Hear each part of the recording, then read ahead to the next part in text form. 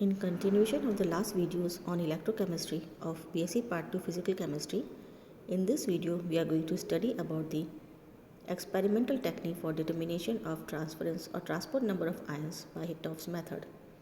हिट्टॉफ उपकरण का सामान्य रूप जिसमें दिखाने के अनुसार होता है। इसमें दो नलियाँ ऊर्ध्वाकार नलियाँ ए व बी होती हैं जो बीच में एक यू नली द्वारा परस्पर जुड़ी रहती हैं। नली ए कैथोड कंपार्टमेंट, नली बी एनोड कंपार्टमेंट तथा यू नली मध्य कंपार्टमेंट को प्रदर्शित करती है। तीनों नलियों के नीचे स्टॉप कॉक्स लगे हुए हैं तथा यू नली के ऊपरी सिरों पर भी दो स्टॉप कॉक लगे हुए हैं जिसे बंद करके कैथोड व एनोड नलियों के बीच आयंस के आवागमन को बंद किया जा सकता है। संपूर्ण उपकरण में ज्ञात सांद्रता के विद्युत अपघट्य का विलयन भर देते हैं। उपकरण धातु के इलेक्ट्रोड्स जैसे सिल्वर, प्लैटिनम आदि के अनुसार ए व बी नलियों में फिट कर दिए जाते हैं। इन इलेक्ट्रोड्स को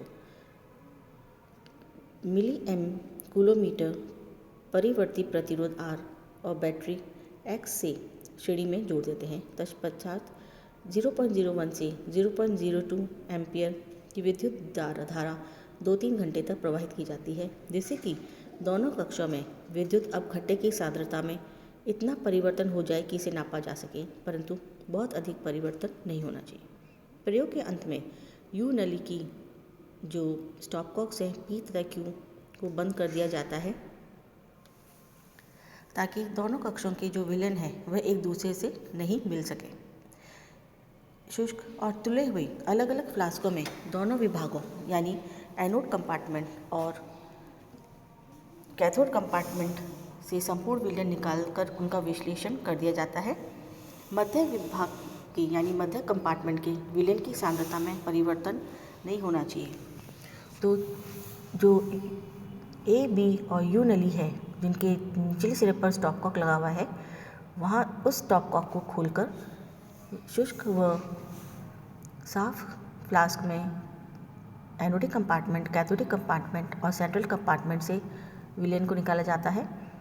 कैथोडिक कंपार्टमेंट और एनोडिक कंपार्टमेंट से जो विलयन हम फ्लास्क में भरते हैं उनमें सांद्रता में परिवर्तन होना चाहिए, परंतु जो फ्लास्क में हम विलयन लेते हैं मध्य कंपार्टमेंट का उसमें सांद्रता में परिवर्तन नहीं होना चाहिए। यदि मध्य कंपार्टमेंट वाले में परिवर्तन हो जाता है तो उसका मतलब यह है कि अधिक विद्युत धारा प्रवाहित हो गई है और ऐसी स्थिति में प्रयोग फिर से दोबारा करना चाहिए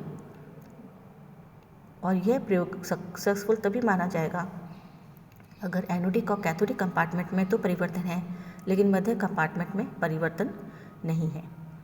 विलयन में कमी का पता लगाया जाता है एनोडिक और कैथोडिक कंपार्टमेंट की और कूलोमीटर या वोल्टामीटर में निक्षेपित धातु की मात्रा भी ज्ञात कर ली जाती है।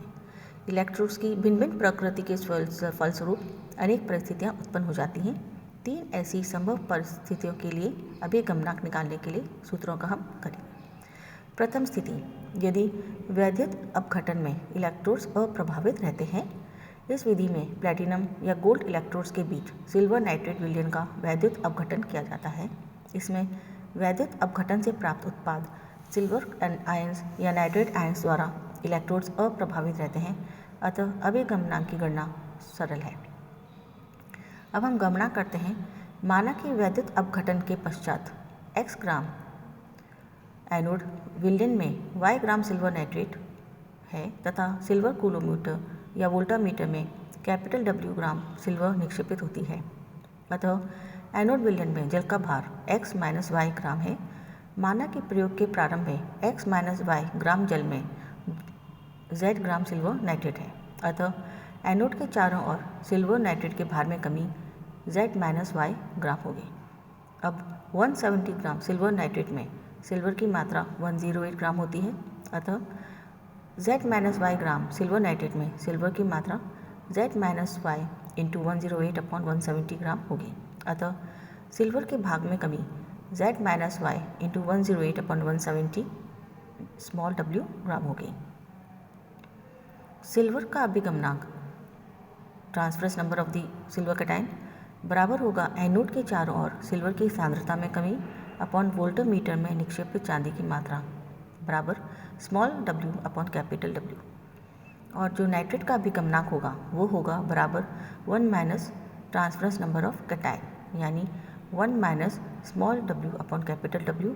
तो जो नाइट्रेट का अभिगमनांक या ट्रांसफरेंस नंबर होगा वो होगा capital W minus small w upon capital W। यदि सिल्वर कूलोमीटर के स्थान पर कॉपर कूलोमीटर का प्रयोग किया जाए तो इसमें जो निक्षेपित कॉपर का भार होगा वो सिल्वर के निक्षेपित भार के ही ग्राम तुल्य होगा। उस समय सिल्वर का अभिगमनांक यानी transference number of the silver cation बराबर होगा एनोड के चारों ओर सिल्वर आयन की सांद्रता में कमी ग्राम तुल्यांक में अपॉन कूलोमीटर में एकत्रित हुए कॉपर का ग्राम तुल्यांक।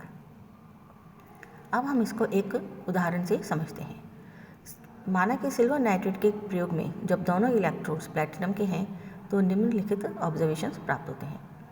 वैद्युत अपघटन में कैथोड पर जो डिपॉजिटर धातु है वो है 1.2591 ग्राम।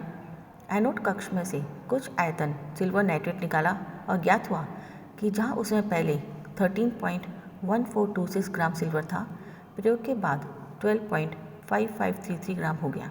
सिल्वर और नाइट्रेट आयनों का अभिगमनक हमें ज्ञात करना है। अब हम इसका सॉल्यूशन देखते हैं। वैद्युत अपघटन से पहले एनोड के चारों ओर सिल्वर आयनों का सांद्रण 13.1425 ग्राम था और वैद्युत अपघटन के बाद एनोड के चारों ओर सिल्वर आयन्स का सांद्रण 12.5533 ग्राम हो गया।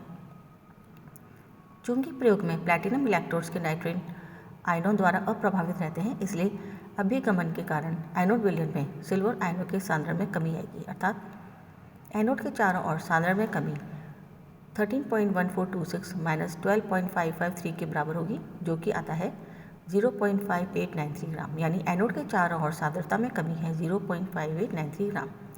अब निक्षेपित सिल्वर की जो पूर्ण मात्रा हमने कूलोमीटर से ली है वो है 12.591 ग्राम और सिल्वर आयनों का अभिगमनांक आएगा 0.5893 अपॉन 12.591 ग्राम, यानी 0.468 ग्राम।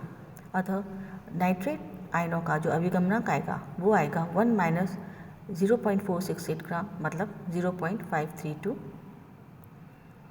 अब हम एक दूसरा उदाहरण देखते हैं।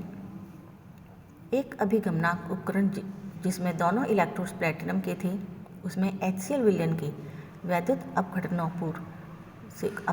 अपघटन से पूर्व कैथोड कक्ष के 50 मिलीलीटर विलयन में 0.177 ग्राम तथा वैद्युत अपघटन के पश्चात 0.163 ग्राम क्लोराइड आयन थे। श्रेणीबद्ध लगे कूलोमीटर में 0.251 ग्राम सिल्वर एकत्रित हुए। हाइड्रोजन व क्लोराइड आयनों के अभिगमनांक ज्ञात करने हैं। अब हम हल देखते हैं। तो कूलोमीटर में क्लोरीन के तुल्य अपघटन के लिए क्लोरीन का भार अपन क्लोरीन का तुल्यांकी भार इजिकल टू सिल्वर का भार अपन सिल्वर का तुल्यांकी भार। अतः क्लोरीन का भार अपन 35.5 इजिकल टू 0.251 अपॉन 108। तो क्लोरीन का भार आया 35.5 इंटू 0.251 अपॉन 108। तो क्लोरीन का भार आया 0.0825 ग्राम। कैथोड के चारों ओर क्लोराइड के सांद्रण में कमी अथवा एनोड के चारों ओर सांद्रण में वृद्धि बराबर 0.177 माइनस 0.163 इक्वल टू 0.014। एनोड के चारों ओर हाइड्रोजन के सांद्रण में कमी होगी 0.0825 माइनस 0.014 इक्वल टू 0.0685। अतः हाइड्रोजन आयनों का जो अभिगमनांक है वो आएगा 0.0685 अपॉन 0.0825 इज इक्वल टू 0.83।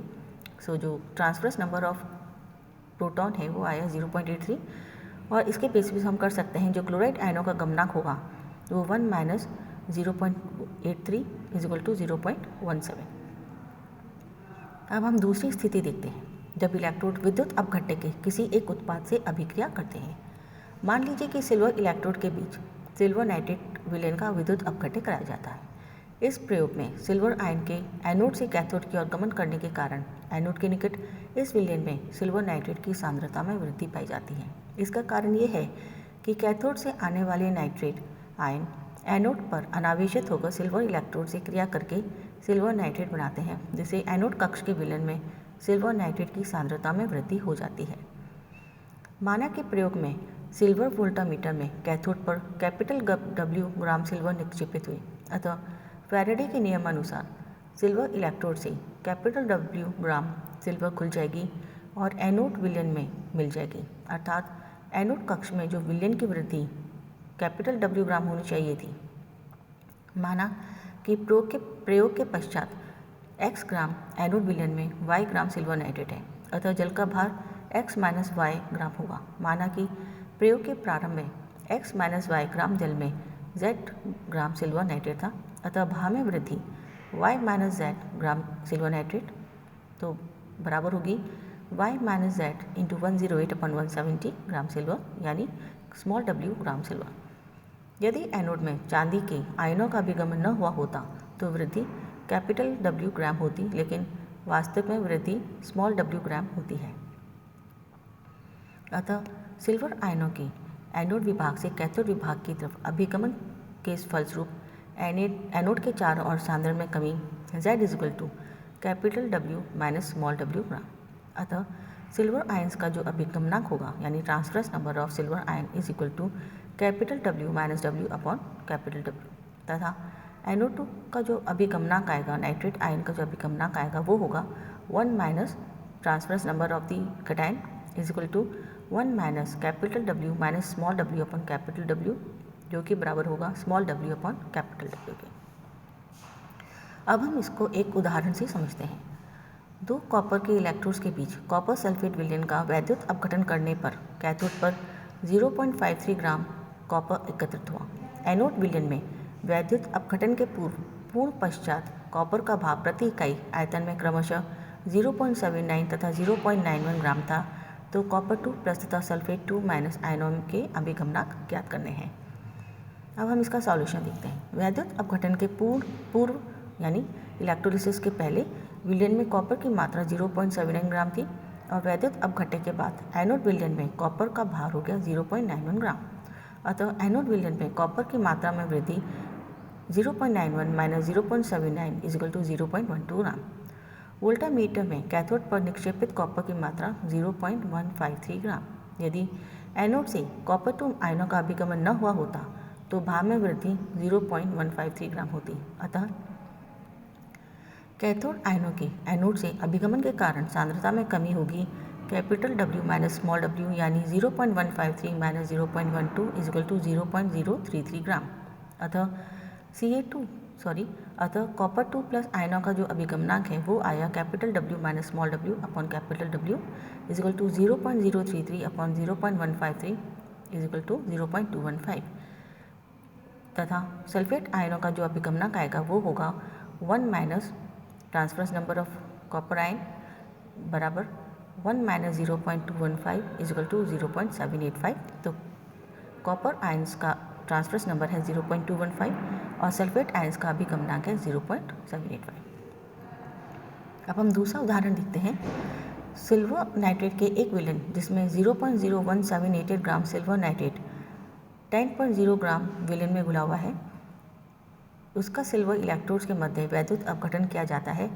प्रयोग के पश्चात पाया गया कि 0.06227 ग्राम सिल्वर नाइट्रेट 20.09 ग्राम एनोडिक विलयन में है। उसी समय श्रेणी में जोड़े गए कॉपर कूलोमीटर में निक्षेपित कॉपर की मात्रा 0.009479 पाई गई। अतः सिल्वर और नाइट्रेट आयनों के अभिगमनांक हमें ज्ञात करने हैं।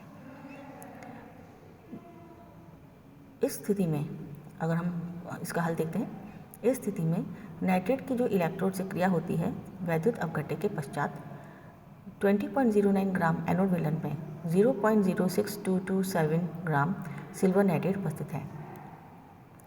अतः जल का भार 20.09 माइनस 0.06227 इजिकल टू 20.02773 ग्राम। जल का भार 20.02773 ग्राम आता है। अतः 20.02773 ग्राम जल में सिल्वर नाइट्रेट की मात्रा है 0.06227 ग्राम। अतः वो जो बराबर है 0.06227 अपन 170 ग्राम तुल्यांक और 0.000364 ग्राम तुल्यांक सिल्वर नाइट्रेट के या सिल्वर आयन के। वैद्युत अपघटन से पहले 10.0 ग्राम सिल्वर नाइट्रेट विलयन में उपस्थित 0.01788 ग्राम सिल्वर नाइट्रेट है। अतः जल का भार 10.0 माइनस 0.01788 इजिकल टू 9.98212 ग्राम आता है। अतः 9.98212 ग्राम जल में सिल्वर नाइट्रेट की मात्रा 0.01788 ग्राम है, अतः 20.01773 ग्राम जल में सिल्वर नाइट्रेट की मात्रा 0.01788 upon 9.98212 is equal two into 20.02773 बराबर आती है 0.0388 ग्राम सिल्वर नाइट्रेट के, अतः और 0.03588 अपॉन 170 इज इक्वल टू 0.0002111 ग्राम तुल्यांक सिल्वर नाइट्रेट या सिल्वर आयन।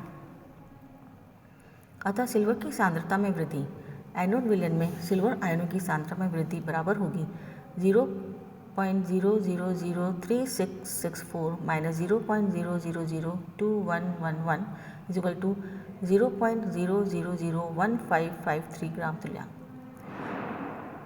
ये है हमारी सांद्रता में वृद्धि। किलोमीटर में निक्षेपित कॉपर की मात्रा है 0.00947 ग्राम और 0.09479 अपॉन 318 इज इक्वल इंटू 0.002982 ग्राम तुल्यांक।